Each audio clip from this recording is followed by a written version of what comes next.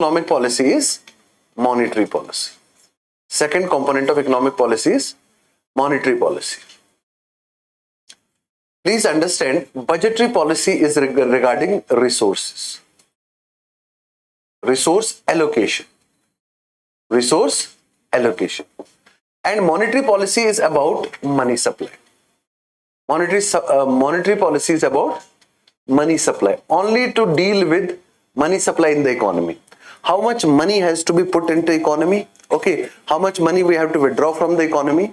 And monetary policy is usually the prerogative of RBI.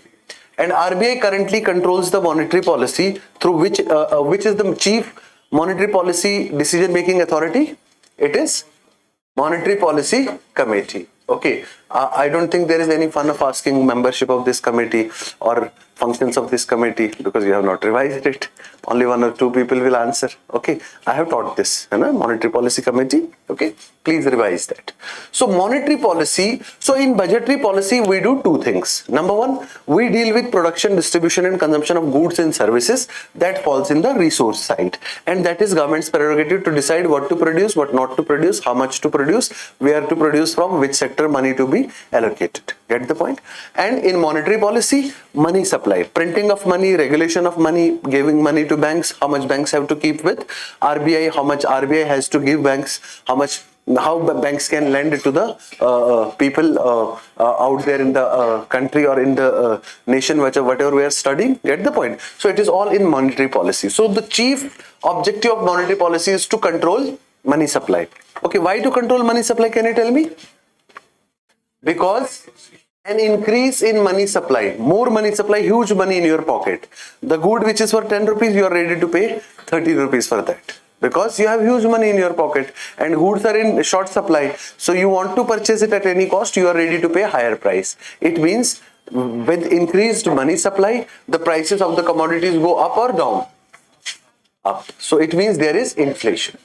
In this case, RBI will do what? Try to reduce money supply. RBI will try to reduce money supply from the economy, mean try to suck out maximum money supply from the economy. Clear that? So in this case, RBI will reduce money supply. This is already I have told the older ones, the newer ones, please understand. Okay? RBI will reduce money supply. Suppose now what has actually happened, there is no demand in the economy, so production has fallen. Demand means people are not ready to buy any goods and services. Why? Because they might not have purchasing power, they might not have money, because RBI has already reduced money supply. So when RBI reduces money supply, money in the pocket of people also reduces. Okay, so when money in the pocket of people has reduced, how will they purchase goods and services? So it means that will bring down the aggregate demand. Okay, and when aggregate demand will fall beyond a level, that will also reduce the production. And when production is reduced in the economy, it means economic growth has reduced. That will reduce the economic growth.